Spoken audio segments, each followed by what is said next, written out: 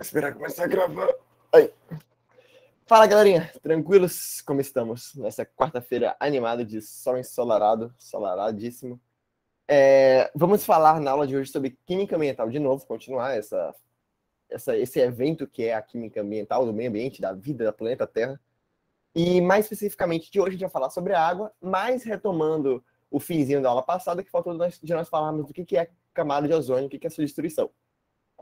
Eu cheguei a comentar no começo da aula passada que a camada de ozônio é como se fosse uma película que recobre a atmosfera da Terra, onde se concentram gases, moléculas de ozônio, gases O3, né, que é o gás ozônio.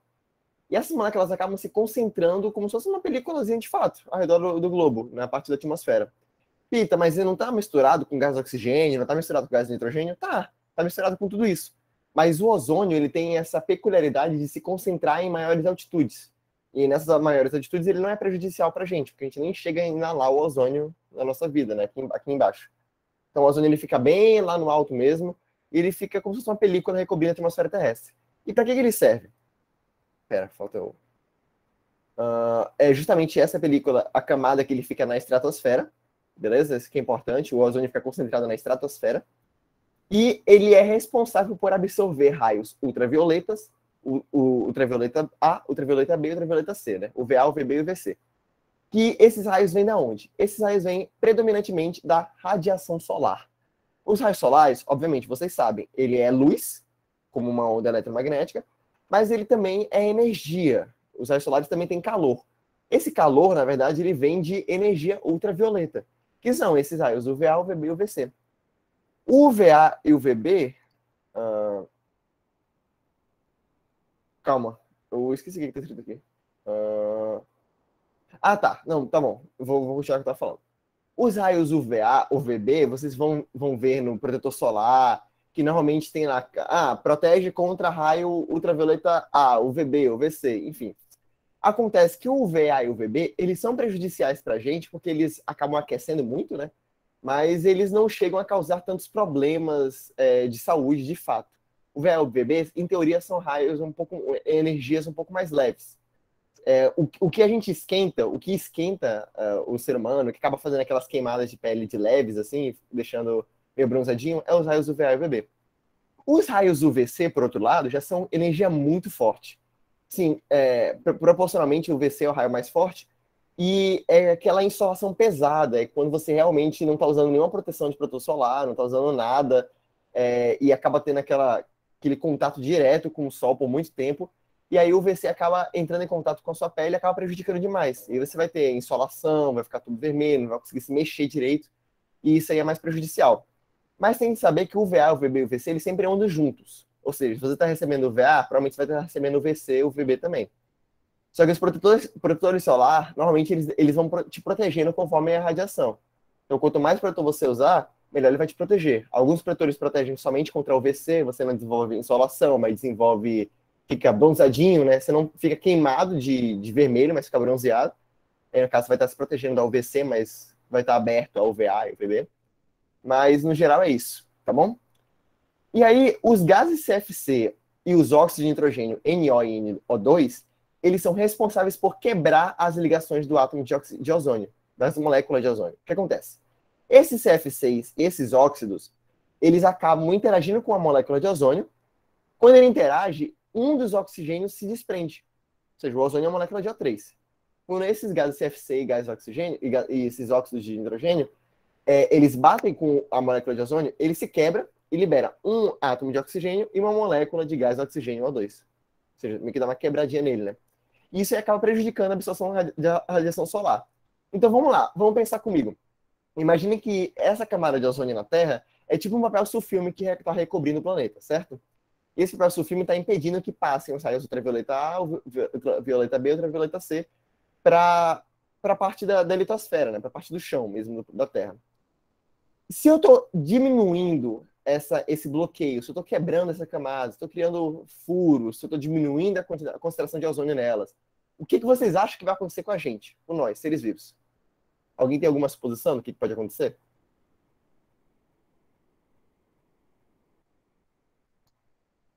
Podem falar qualquer coisa, só imaginem.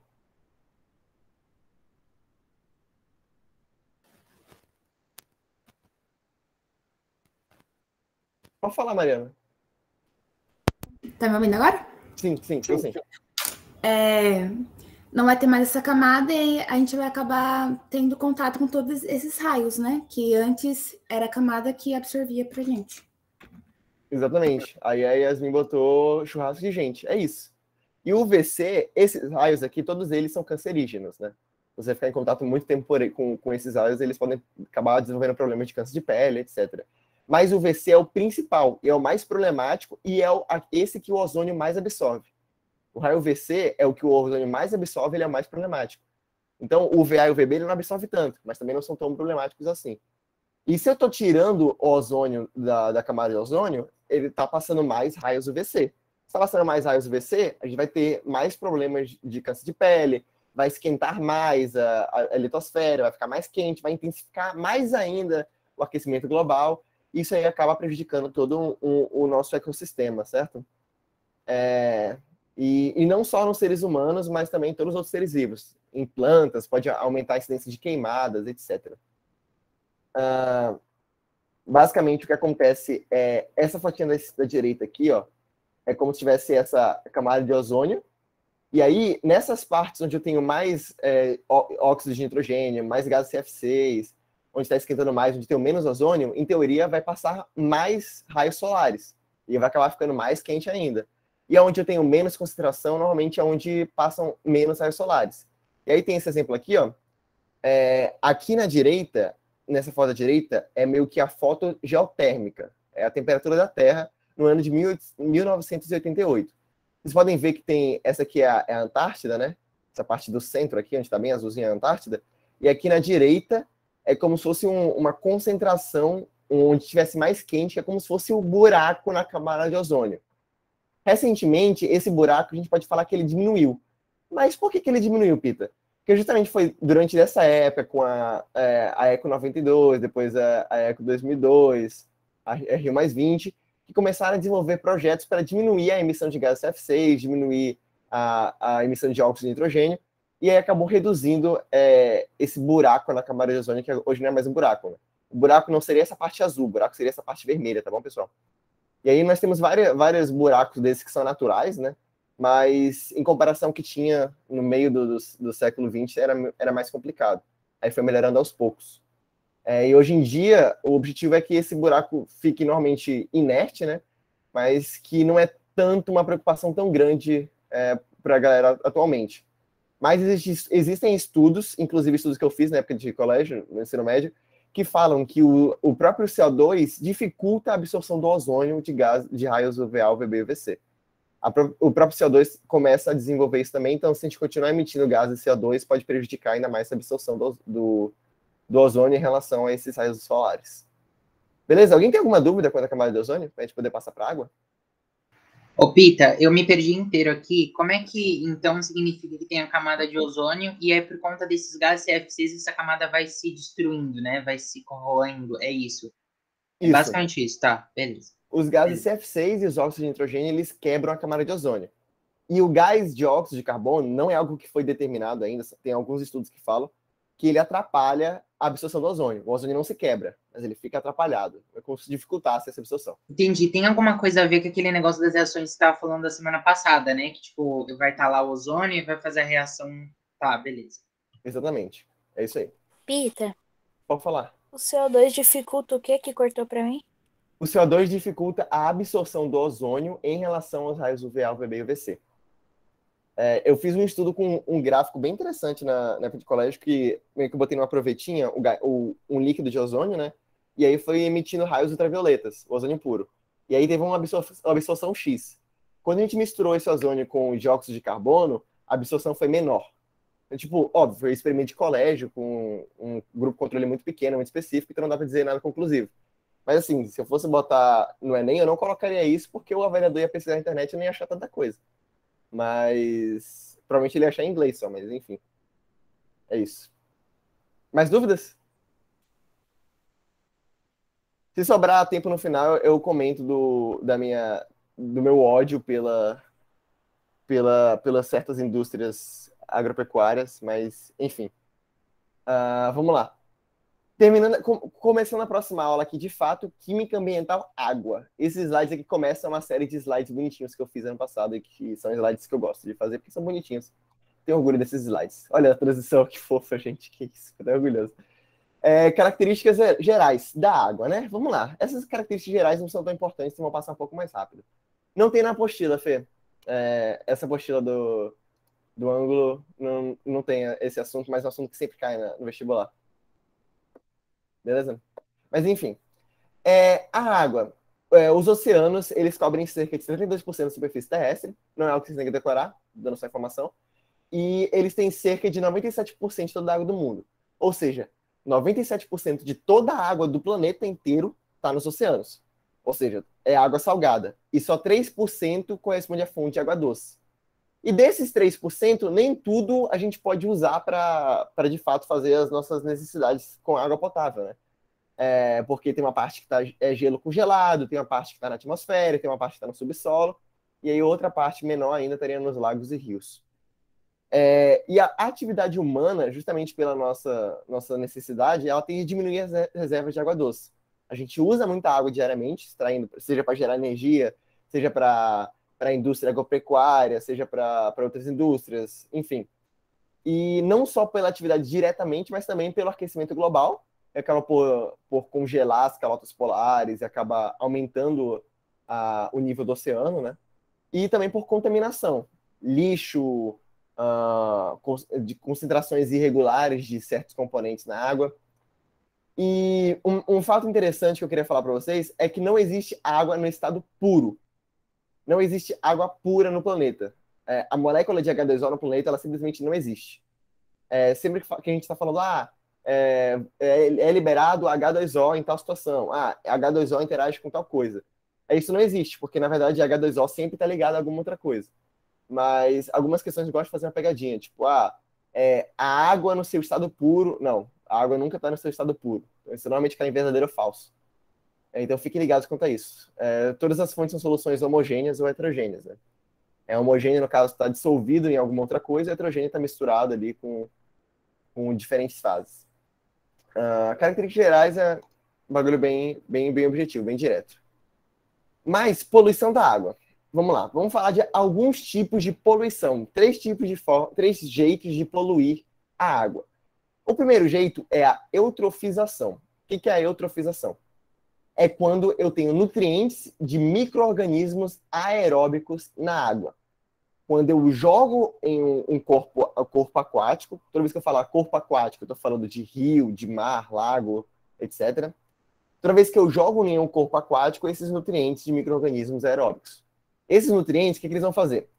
Quando eu tenho muito nutriente nessa água, muito nutriente especificamente para esse tipo de micro-organismos, vai acabar acelerando a reprodução de bactérias aeróbicas. Ou seja, bactérias aeróbicas são o quê? São aquelas bactérias que usam oxigênio. Então, se eu tenho muitas bactérias que usam oxigênio e elas têm muita comida, tem muito nutriente, elas vão fazer o quê? Tem muita comida, vou me reproduzir muito, né? Vou aproveitar que tem muita comida para me reproduzir o máximo possível. E ela vai pegando, come aquela comida ali que está no ambiente e acaba se reproduzindo muitas vezes. Só que como essas bactérias, elas absorvem, elas respiram oxigênio, naquele ambiente eu vou ter um aumento da demanda bioquímica de oxigênio. DBO, demanda bioquímica de oxigênio. O que é isso? Meio que a necessidade de oxigênio que aquele corpo precisa. Quando eu falo corpo aqui, eu estou falando novamente de espaço, aquele local, aquele ecossistema precisa. Então, como eu tenho muitas bactérias aeróbicas que estão se reproduzindo muito, então elas acabam precisando de muito oxigênio para se reproduzir e acaba aumentando essa demanda bioquímica. Ou seja, a necessidade de oxigênio acaba aumentando. Só que vamos lá. Vocês acham que quando a necessidade de oxigênio aumenta, a quantidade de oxigênio aumenta ou diminui? Se eu tenho muita gente precisando de oxigênio, eu vou ter mais oxigênio no ambiente ou eu vou ter menos oxigênio? O que vocês acham? Menos? Menos oxigênio. Tipo aqui, o ser humano está crescendo a população o tempo inteiro. O tempo inteiro a gente está crescendo a população, cada vez mais e mais. A gente vai tendo mais demanda de comida. E vai tendo cada vez menos locais para a gente plantar, para a gente cultivar animais, etc. Ou seja, é como se fosse isso. Enquanto a demanda bioquímica de oxigênio vai aumentando no ambiente, a quantidade de oxigênio vai diminuindo, a concentração de oxigênio vai diminuindo. E essa redução da concentração de oxigênio acaba fazendo o quê? Acaba aumentando a aceleração da reprodução de micro-organismos anaeróbicos. Então vamos lá, Pita. Vamos lá, deixa eu ver se eu entendi. Eu tenho muito nutriente. Que nutrientes são esses? Materiais orgânicos, como esgoto, lixo, fosfato, que vem de fertilizantes, detergentes, nitrato, que vem de fertilizantes. Qualquer nutriente que sirva como matéria orgânica para essas bactérias aeróbicas, tá bom? Que respiram oxigênio. Tenho muito nutriente. Essas bactérias aeróbicas vão lá e começam a comer. Começam a reproduzir pra caramba, é uma suruba loucaça lá, todo mundo vai crescendo a população. E aí acontece o quê? Aumenta a demanda bioquímica de oxigênio. Quando aumenta essa demanda, o nível de oxigênio faz o quê? Diminui. Se eu tenho muita gente que precisa de oxigênio, o oxigênio vai diminuindo. Aí eu tenho pouco oxigênio. Quando eu tenho pouco oxigênio, acontece o quê? Aumenta a aceleração da reprodução dos micro-organismos anaeróbicos. E anaeróbicos são quem? São aqueles micro-organismos que não usam oxigênio para se reproduzir. E esses micro-organismos anaeróbicos, eles acabam produzindo metano e gás sulfídrico. São essas bactérias anaeróbicas. Ou seja, o processo de eutrofização é um processo complexo. Eu vou ter muito nutriente, então esse aumento de nutriente vai fazer com que as bactérias aeróbicas se reproduzam muito e acabam esgotando a quantidade de oxigênio que eu tenho no ambiente. Quando eu tenho pouco oxigênio no ambiente, acabam morrendo todos os seres vivos ali que precisam de oxigênio, peixes, plantas, que realmente precisam de oxigênio para fazer respiração, e aí acabam dando origem a outros micro-organismos anaeróbicos, que são aqueles que não precisam de oxigênio para se reproduzir. E esses micro-organismos anaeróbicos, eles acabam produzindo mais metano e mais gás sulfídrico, que é altamente poluente. Ou seja, eu poluo o oceano, o lago ali com material orgânico, com fosfato, com nitrato, e depois, como consequência, tem uma maior poluição ainda com gás metano e gás sulfídrico. Gás metano, inclusive, um gás intensificador de efeito estufa, e o gás sulfídrico também um gás poluente, né? Alguma dúvida nesse processo de eutrofização, galera? É um processo bem complexo, assim, envolve várias etapas, mas é bem interessante vocês pensarem, porque normalmente cai nas provas. Ô, Pita, então, pelo que eu entendi, tem tem bastante nutrientes, as bactérias que precisam de oxigênio acabam se alimentando disso, até chega uma hora que os peixes e plantas morrem, e aí os micro-organismos que não precisam de oxigênio vão se aproveitar disso e acaba fudendo tudo e produz esses gases, é isso? É só isso. É isso. Caralho. Entendeu, pessoal? Sim. Não? Beleza. Os outros fatos aqui não caem tanto no vestibular. Essa eutrofização é mais comum. Mas a poluição térmica também é um tipo de poluição bem problemático, porque ela parte principalmente de usinas termoelétricas e nucleares. Por que termoelétricas e nucleares? Porque são usinas que usam calor. A termoelétrica, o calor do vapor d'água, e as nucleares, o calor feito pela radiação da energia nuclear, né? As duas usam calor e justamente elas usam água para conseguir criar esse vapor, para girar a turbininha, e essa água acaba ficando muito aquecida. Quando essa água aquece muito, eles fazem o quê? Eles vão guardar essa água no recipiente para poder esperar ela resfriar? Não, né? Os caras estão um pouco se ferrando. Eles vão pegar essa água que é quente, vão eliminar em algum corpo d'água, algum rio, algum lago, oceano mesmo, e vão pegar água gelada, ou outra água de novo ali para poder fazer o processo. E justamente quando a água fica muito quente, quando a água aquece, ela tem uma diminuição da solubilidade do oxigênio. Ou seja, quanto maior a temperatura da água, menor é a solubilidade do gás de oxigênio. Quando a temperatura da água está muito alta, o gás de oxigênio não consegue ficar ali junto das moléculas de H2O. Acaba se prendendo e acaba diminuindo a concentração de oxigênio na água quando ele manda de volta para os corpos d'água grande, né? E aí faz o quê? Faz o favorecimento da reprodução de micro-organismos anaeróbicos. E aí vai ter essa mesma aceleração da reprodução desses anaeróbicos e vai produzir metano, vai produzir gás sulfídrico, etc. E aí, ou seja, Pita, então a consequência da eutrofização e da poluição térmica é a mesma. É a mesma coisa. Eu vou ter a produção de micro-organismos anaeróbicos a rodo. É isso, Pita? Sim. Eles têm a mesma consequência. Mas o que diferencia os dois? A origem, né? A origem tem... a quantidade de oxigênio diminui, porque eu tenho muita bactéria aeróbica, e aí acaba aumentando a DBO. E na outra, eu tenho pouco oxigênio porque a água está muito quente. Então, o oxigênio não consegue ficar ali dentro. Ou seja, na eutrofização, eu tenho um aumento da DBO, e na poluição térmica eu não tenho. Quando as provas cobram poluição térmica, elas vão falar de DBO. Elas vão falar, na poluição térmica, a água fica muito quente, então tem um aumento da demanda de bioquímica de oxigênio. Não, eu não tenho um aumento da DBO. A água ficou mais quente e fez com que a solubilidade do oxigênio diminuísse. E aí ele não ficasse condensado ali na água e acabasse dando origem à reprodução de micro-organismos anaeróbicos. E aí fica normalmente essa situação. Essa foto, inclusive, eu acho que é de Cubatão. Tenho quase certeza. Em São Paulo, né, que é altamente prejudicial. Mas, enfim, aí a água entra por uma parte mais fria e vai sendo eliminada aqui, bem quente, né? E essa parte aqui não vai ter peixe. Não tem como ter peixe aqui porque não tem oxigênio na água, praticamente. Mas tem muitas bactérias anaeróbicas. Beleza? Alguma dúvida em poluição térmica? Pita, Pode falar, Yasmin. então literalmente os anaeróbicos só ficam na água quente e os anaeróbicos ficam na água gelada? Não necessariamente.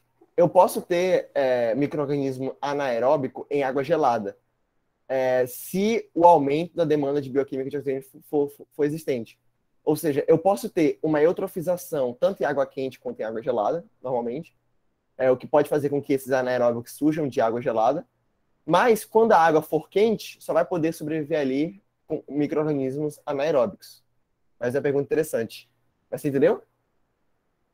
Entendi, obrigada. Beleza. Bom, Yasmin. Mano, Ô, parece um Pita. negócio do El Ninho. Sim, o El Ninho acaba gerando isso também. Quando a temperatura da água aumenta, é porque não dá para presumir muito de onde que vem o El Ninho, né? Mas muitos falam que é do oceano ali, do Oceano Pacífico. Quando a temperatura da água aumenta, normalmente os peixes acabam morrendo ali naquela área. Mas pode falar, Leandro.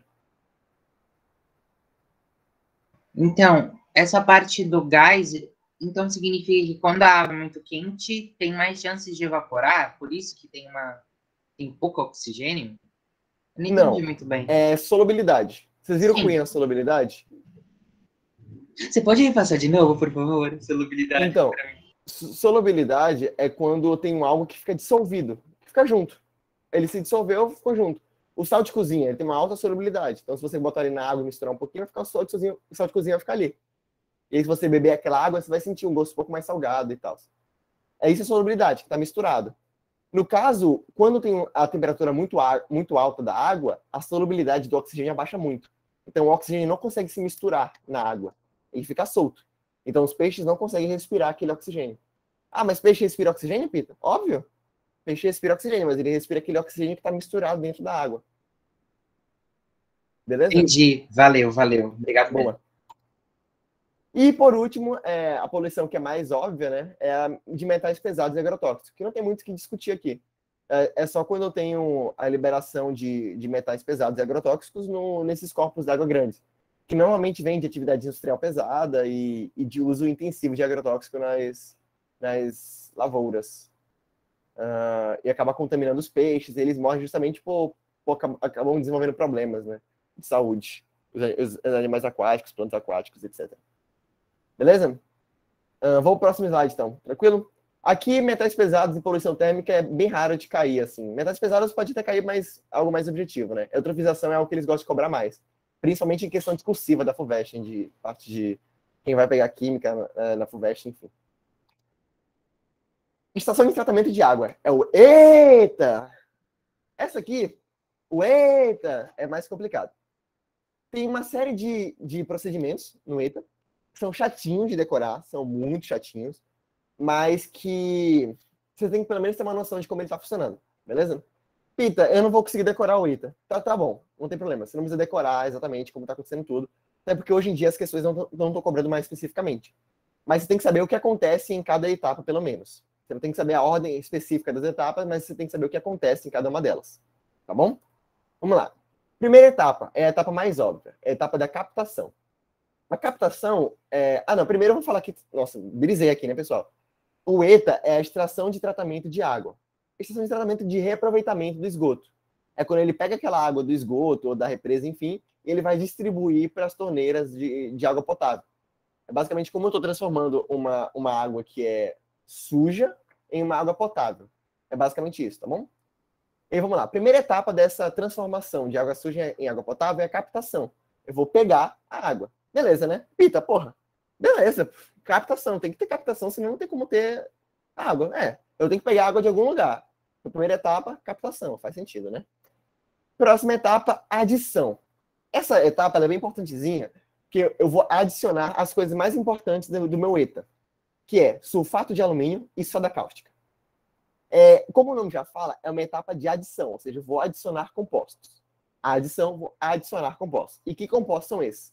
É o sulfato de alumínio e a soda cáustica. Esses dois compostos que eu botei aqui, ó. Por que eu adiciono isso, Pita? Como vocês sabem, a soda cáustica, você normalmente usa para desentupir vaso, né? Ou seja, ele dissolve matéria orgânica. É altamente corrosivo, vai correr toda a matéria orgânica que tiver ali dentro.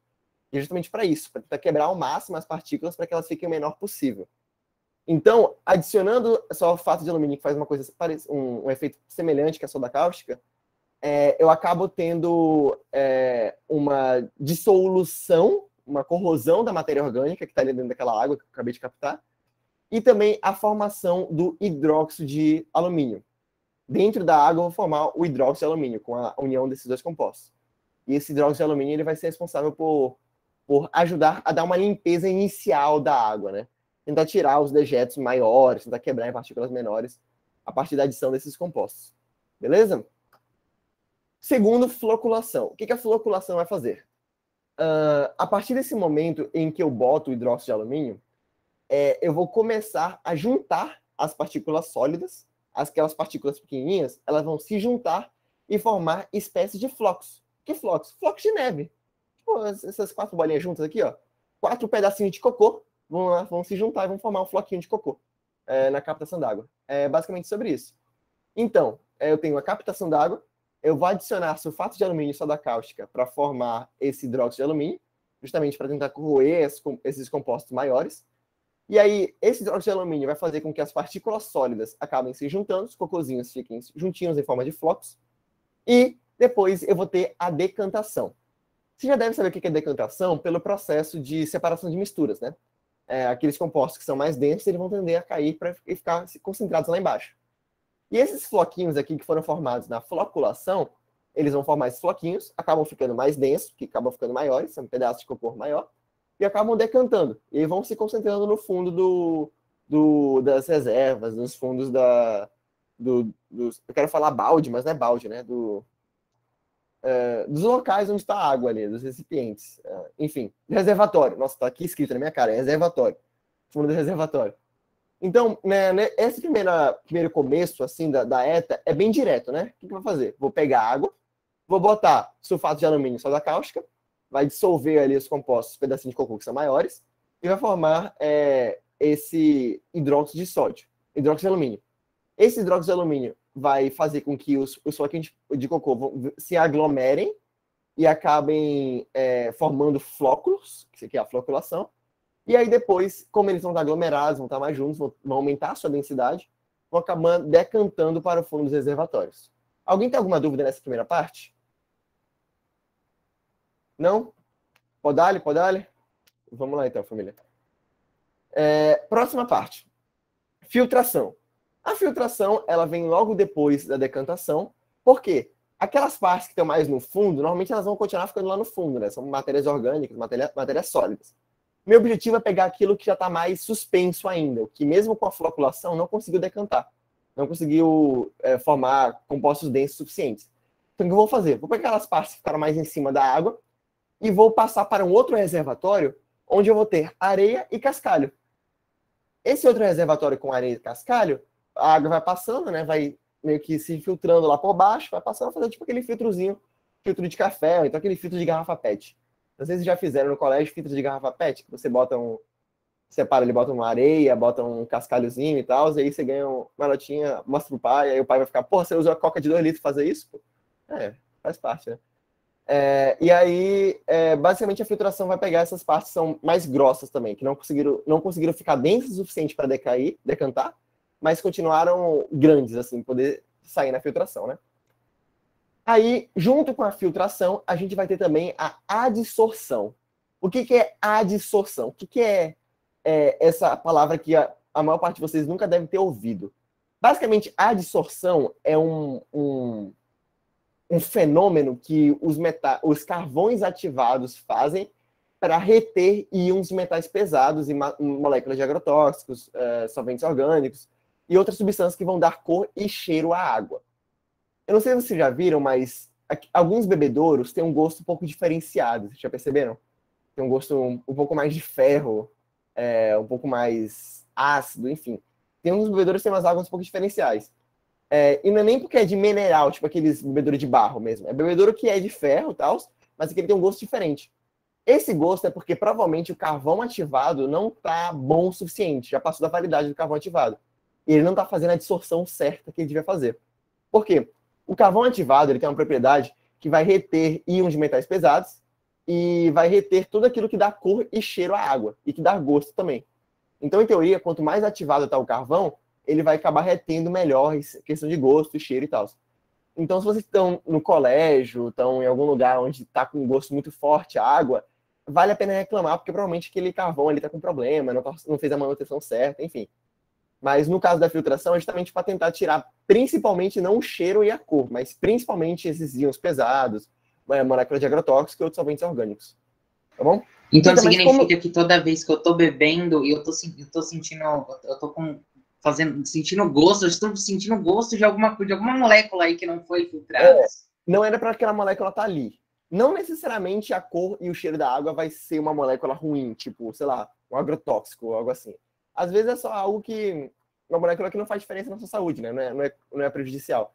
Mas que o cheiro dela, a cor dela, o gosto não deveria estar ali. Tá bom? Eu vou ficar na minha cabeça que eu tava bebendo cocô, Pita. Até não se pode falar, mas... Eu pensei a mesma coisa. Meu Deus, é isso na cabeça agora. Eu tô bebendo uma molécula de xixi de alguém, não sei. É possível. Assim, Para, Pita. Tô usando, mas... Enfim. Não necessariamente essa cor e cheiro vai ser algo ruim, né? Às vezes é só alguma molécula que tem algum cor e cheiro específico.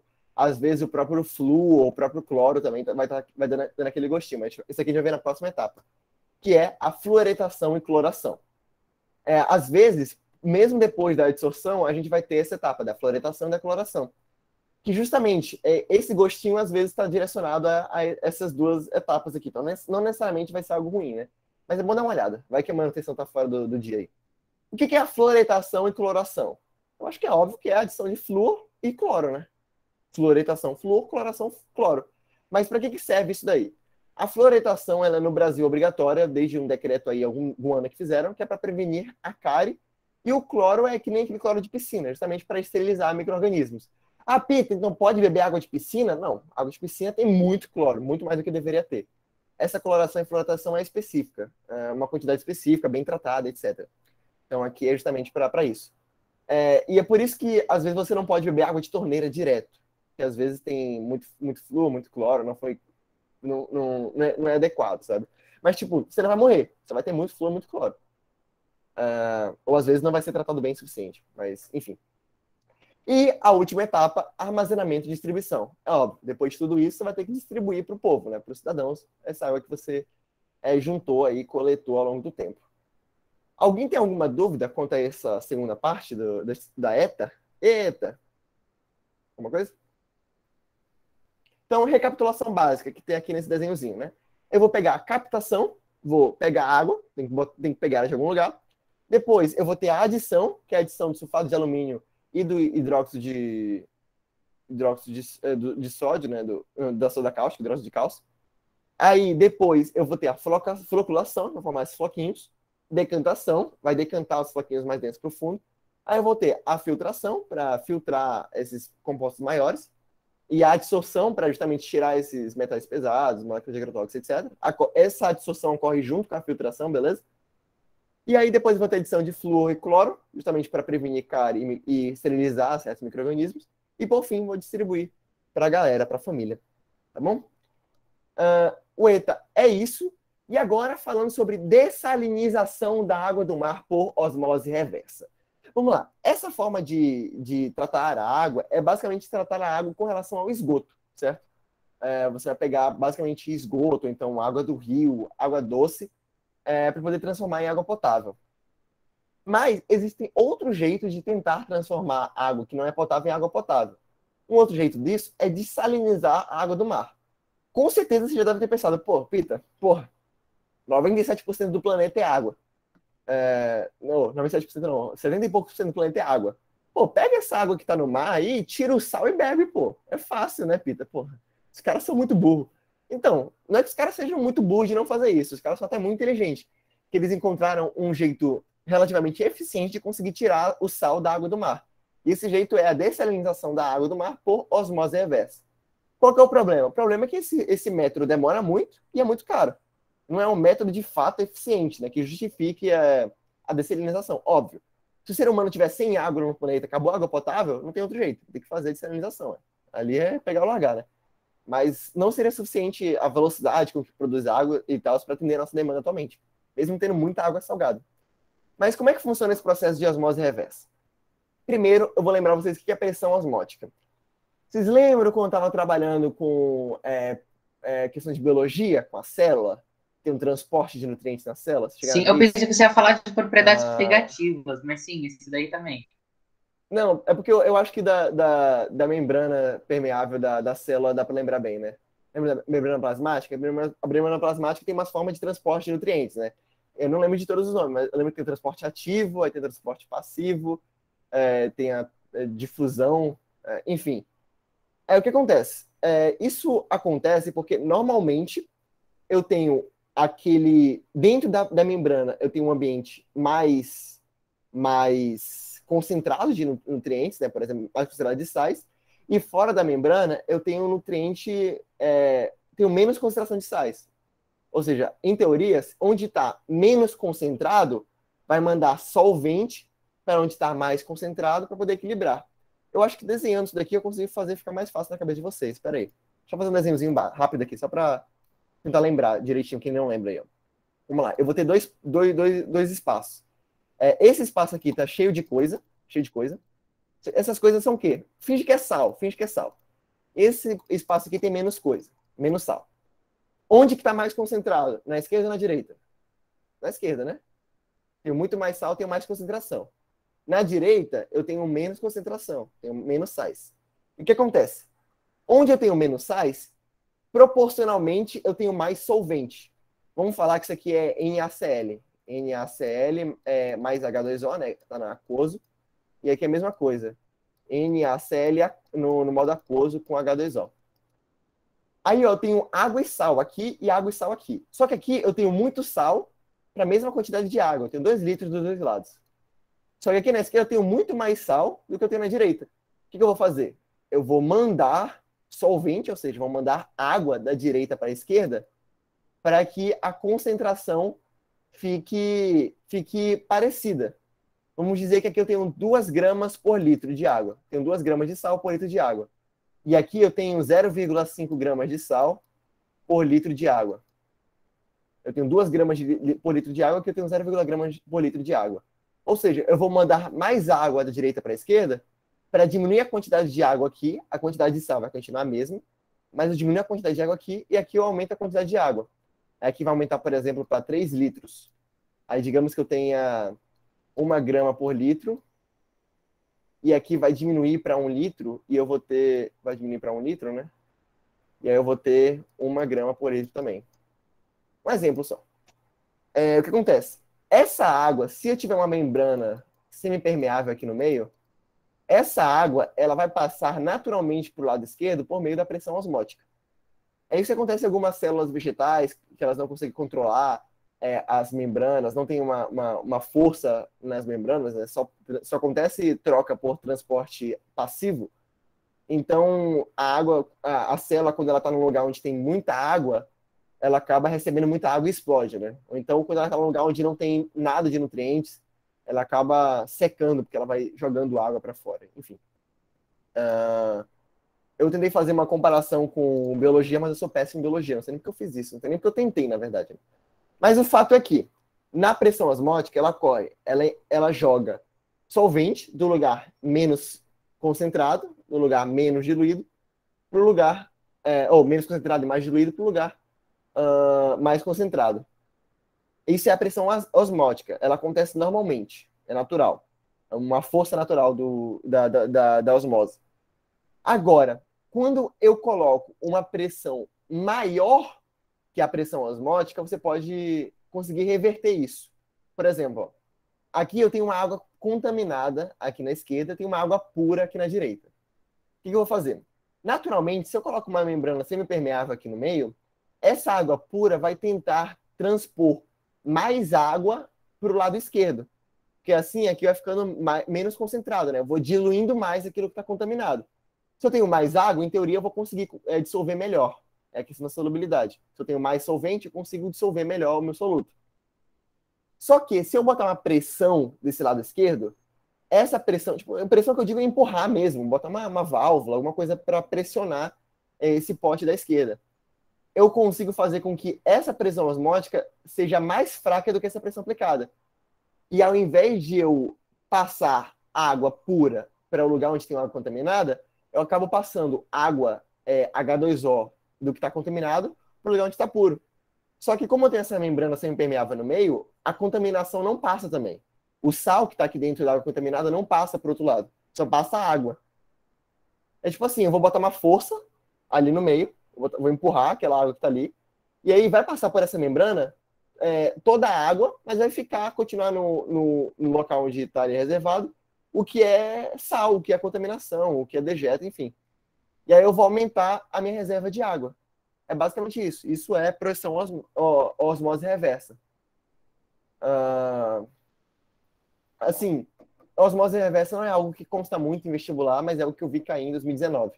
Então eu achei interessante trazer aqui para vocês, porque pode ser que caia de novo, né? Nunca se sabe. Ok. Mas alguém pode falar, Leandro? Então, significa. Eu ia pedir também o que a Isa falou, mas eu acho que eu entendi. Então, basicamente, você, por exemplo, tem duas situações, uma que está água pura, outra que está água poluída. Se você aplicar, geralmente geralmente a concentração da água poluída iria para a água pura. E como você fez uma pressão muito grande na água poluída, a água meio que escapa, toda a água sai e só sobra a poluição. Isso, é Tá. isso. Mas vou tentar traduzir para o pessoal o que você falou, Leandro. Mas é isso aí que você falou mesmo. O que acontece? Eu tenho água pura e água contaminada. Conforme a osmose, aquele lado menos concentrado sempre vai dar solvente para o lado mais concentrado. Para os dois terem a mesma concentração. Isso é osmose, é natural. Ou seja, essa água pura, em teoria, deveria dar mais água para o lado mais contaminado, até que os dois atingissem a mesma concentração. Só que como eu estou aplicando uma pressão que é mais forte que a pressão osmótica, eu vou estar fazendo com que só a água aconteça o inverso. Aconteça literalmente a osmose reversa. Ao invés de dar água pura para água contaminada, vai dar água contaminada para água pura. Só que eu tenho tipo uma membrana semipermeável, tem tipo um filtro aqui entre os dois que não permite que passe a contaminação, mas permite que passe a água. Ou seja, a água vai passar limpa para o outro lado. Conseguiu entender, Isa? Foi? Beleza. E é isso, pessoal. A gente encerra a aula de hoje por aqui. Eu botei uma listinha para vocês com alguns exercícios também da, da parte de água. E, e aí tenho também a questão do resíduo sólido que a gente vai ver na próxima aula, mas por enquanto é isso. E a próxima aula eu vou deixar um tempo específico só para a gente falar de aquecimento global, porque é algo legal de falar que provavelmente pode cair em questão de vestibular, dissertativa, redação, etc. Tá bom? E é isso. Bom, feliz Dia das Crianças para vocês, minhas crianças. E a gente se vê de novo na quarta-feira que vem. Tá bom? Um beijo. Tchau, tchau, galerinha. Beijo.